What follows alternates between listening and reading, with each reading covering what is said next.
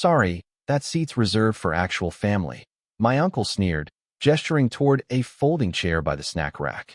No one addressed me until the $2,600 bill arrived. It landed in front of me. I just grinned, grabbed my jacket, and told the waiter, "Ask the actual family." I, 32M, should have seen this coming the moment my phone buzzed with my uncle's text. He was inviting me to my grandfather's 80th birthday celebration at some upscale restaurant downtown. The message was short, almost an afterthought, sent 3 hours after everyone else had probably received their invitations. But I went anyway, because despite everything, the old man meant something to me. My grandfather raised me after my parents died in a car accident when I was 12. My uncle, his son, had made it clear from day one that I was a burden, a charity case that disrupted their perfect family dynamic. He tolerated my presence because his father insisted, but the resentment was always there, simmering beneath forced smiles and backhanded comments. The restaurant was one of those places with cloth napkins and wine lists thicker than novels. I arrived exactly on time, wearing my best suit, a charcoal gray number I'd splurged on for job interviews. The hostess led me to a private dining room where the family had already gathered. That's when I saw the seating arrangement. A long mahogany table dominated the center of the room, set for 12 with fine china and crystal glasses. Everyone was there, my uncle and his wife, their 3 kids, my grandfather's brother and his family, even some distant cousins I hadn't seen in years. They were all seated around that beautiful table, chatting and laughing, raising glasses of champagne. And then there was my spot. A single folding chair, the kind you'd find at a church basement potluck, positioned next to a small side table near the snack station. No place setting, no champagne flute, just a lonely chair that screamed afterthought. My uncle noticed me standing in the doorway and walked over with that same condescending smile I remembered from childhood. He gestured toward the folding chair and delivered the line that would haunt him for months to come. He told me that seat was reserved for actual family, his voice dripping with false cheerfulness. He suggested I might be more comfortable by the snacks, away from the main celebration. I felt every eye in the room turned toward me. Some looked embarrassed, others seemed uncomfortable, but no one said a word. Not even my grandfather, who was deep in conversation with his brother and apparently hadn't noticed the exchange. So I took the folding chair. I sat there for 3 hours, watching my family, the people who were supposed to be my support system, celebrate without me. Waiters bustled around the main table, refilling glasses and taking orders, while I remained invisible in my corner. When they brought out the 5-course meal, I watched them feast on lobster bisque, filet mignon, and chocolate soufflé while I nibbled on cocktail nuts from the side station. The worst part wasn't the hunger or the humiliation. It was the complete erasure. They talked about family memories I wasn't included in, shared jokes I wasn't part of, and made toasts to relationships that apparently didn't include me. I might as well have been a piece of furniture. My grandfather gave a speech about family being everything, about how blood was thicker than water, about how grateful he was to be surrounded by the people who mattered most. His eyes swept the room, but somehow never landed on me. I wondered if he even remembered I was there. The evening dragged on. Course after course arrived at the main table while I sat forgotten in my corner. I pulled out my phone and started doing work emails just to have something to occupy my mind. A few of my younger cousins glanced over occasionally, looking like they wanted to say something, but their parents' sharp looks kept them in line. Around 10 o'clock, as the dessert plates were being cleared and people were starting to get restless, the waiter appeared with the bill. It was one of those leather folders that expensive restaurants use, thick and imposing. I watched with mild curiosity as he approached the main table. But then something unexpected happened. Instead of placing the bill in front of my uncle, who had clearly been acting as the host, or my grandfather, whose birthday it was, the waiter walked directly to my corner and set the folder down in front of me. The room fell silent. I opened the folder slowly, savoring the moment. The number at the bottom made my eyebrows rise. $2,647.83. 5 courses for 12 people, premium wine pairings, top-shelf liquor, and an automatic 20% gratuity for parties over 8. It was more than most people made in a month. My uncle's face had gone pale. He started to stammer something about there being a mistake, but the waiter just shrugged and explained that the reservation had been made under my name and credit card. That was true. I had made the reservation when my uncle asked me to, since I worked downtown and knew the restaurant scene better than he did. The family was staring at me now, really seeing me for the first time all evening. My uncle's wife looked mortified. My grandfather seemed confused, like he was trying to piece together what was happening. The younger cousins were wide-eyed, sensing drama but not quite understanding it. I stood up slowly, making a show of closing the leather folder and sliding it across the table toward my uncle. I grabbed my jacket from the back of the folding chair and told the waiter he should ask the actual family about the bill. The silence that followed was deafening. I walked toward the door, feeling lighter with every step. Behind me, I could hear urgent whispers and my uncle's voice rising as he tried to explain to the waiter that there had been some misunderstanding. I didn't stick around to watch the aftermath. The next morning, my phone exploded with messages. My uncle was furious, demanding I come back and pay for the dinner. His wife sent a long text about family obligations and doing the right thing. Even some of the cousins reached out, asking what had happened and why I'd left everyone hanging. But the most interesting message came from my grandfather. He called me and said he needed to talk, that he was confused about the previous night and wanted to understand what had gone wrong. We agreed to meet at his house the next afternoon. When I arrived, he was sitting in his favorite armchair, looking older than his 80 years. He asked me to explain what had happened, and for the first time in 20 years, I told him everything.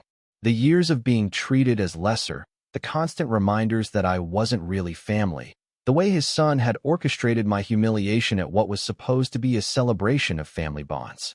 My grandfather listened without interrupting, his face growing more troubled with each revelation. When I finished, he was quiet for a long moment. Then he asked me something that caught me off guard. He wanted to know if I had planned the whole thing, if I had deliberately set up the situation knowing it would end with my uncle stuck with the bill. I told him the truth. I had made the reservation because I was asked to, but I hadn't planned the dramatic exit.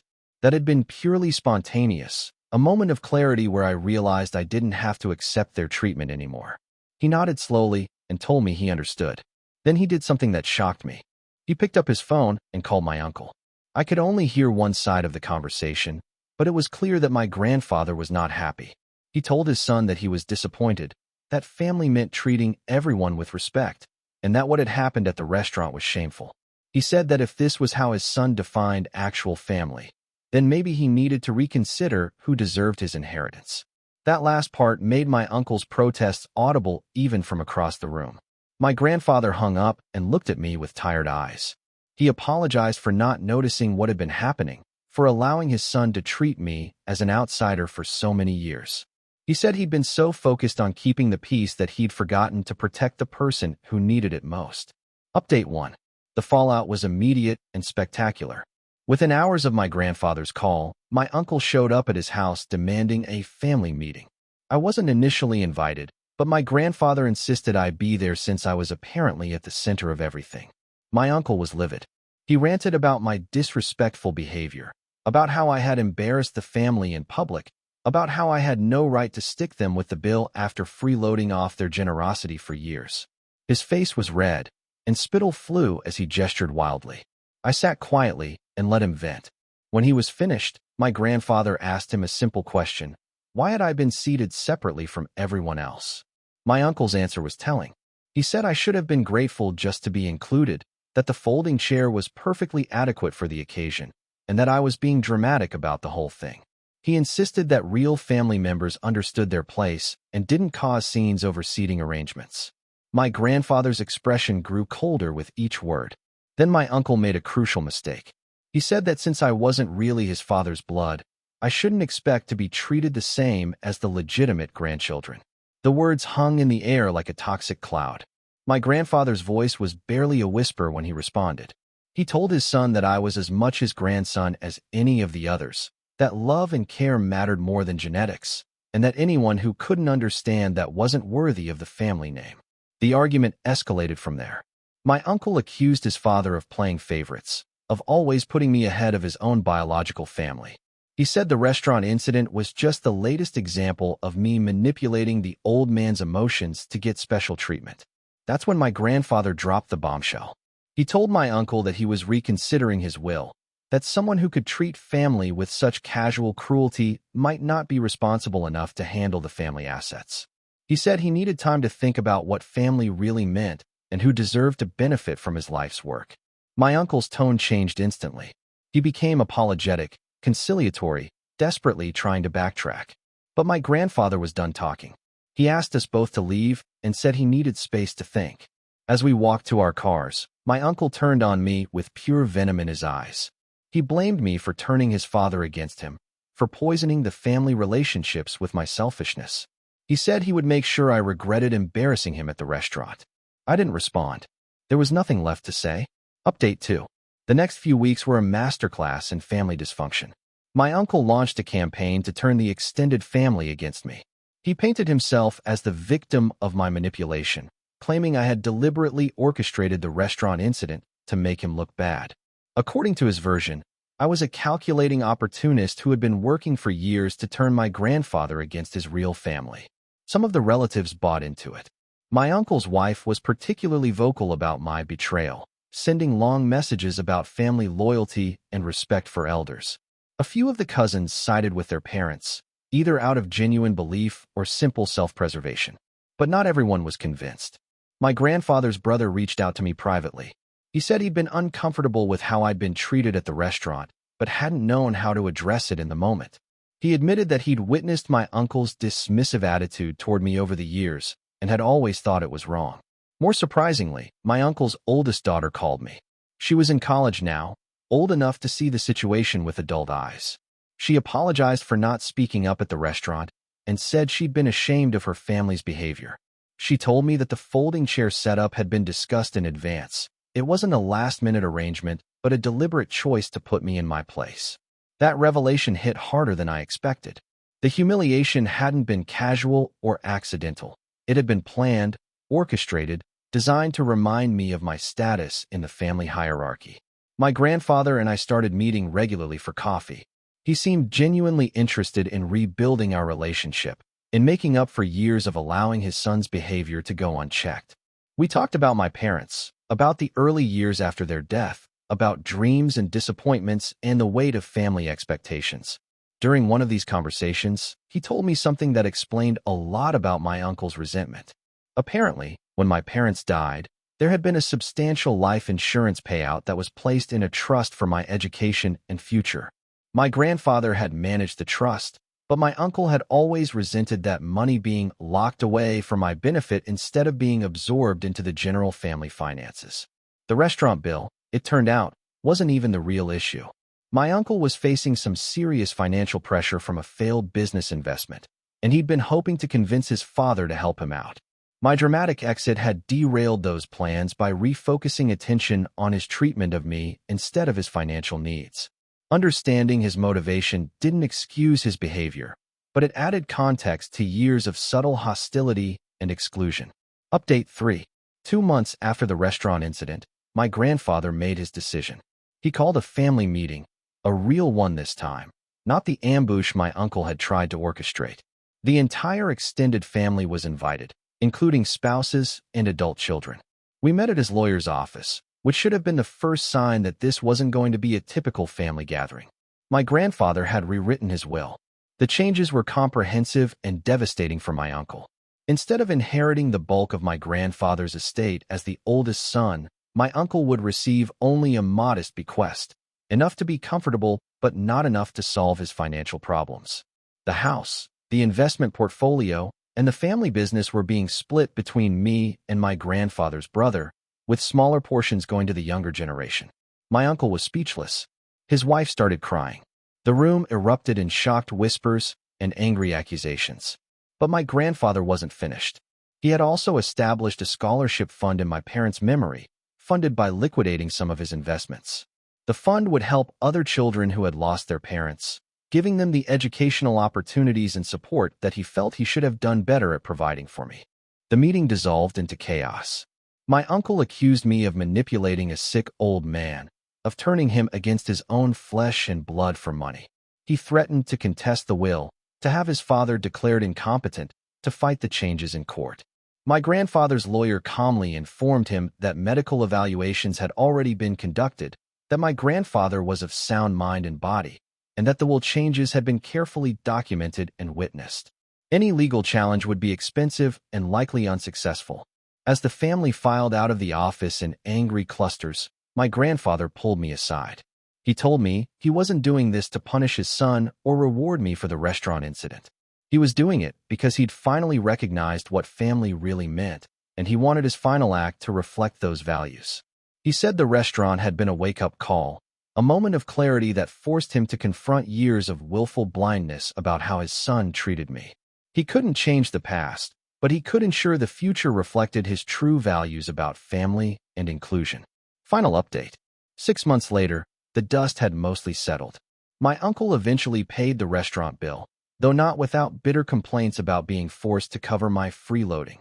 He and his wife had cut off contact with me entirely, and they'd convinced their younger children to do the same. The oldest daughter still reached out occasionally, but family gatherings had become impossible. My grandfather and I had grown closer than we'd ever been. We had dinner together every Sunday, just the two of us, talking about everything we'd never discussed when the family dynamics were poisoned by my uncle's resentment. He seemed lighter somehow, as if letting go of the pretense of family harmony had freed him to focus on relationships that actually mattered. The inheritance changes created a lasting rift in the family, but I couldn't bring myself to feel guilty about it. I hadn't asked for special treatment or orchestrated any manipulation. I had simply refused to accept being treated as lesser, and the consequences had followed naturally from that decision.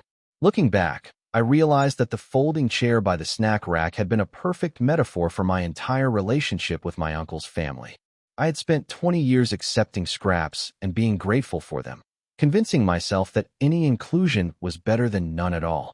The restaurant bill had cost my uncle $2,647.83, but the real price was much higher.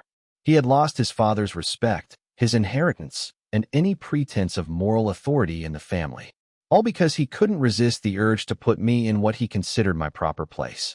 Sometimes I wondered what would have happened if he had simply treated me like family that night, if he had saved a real seat at the main table, included me in the conversation, acknowledged my presence as something more than an obligation. The inheritance might have remained unchanged, the family bonds might have stayed intact, and his financial problems might have been solved with a loving father's help. But that would have required seeing me as an equal, and 20 years of evidence suggested that was never really an option. The folding chair had been his choice. The consequences were just the bill coming due. In the end, asking the actual family to pay it seemed like the most honest thing I'd ever done.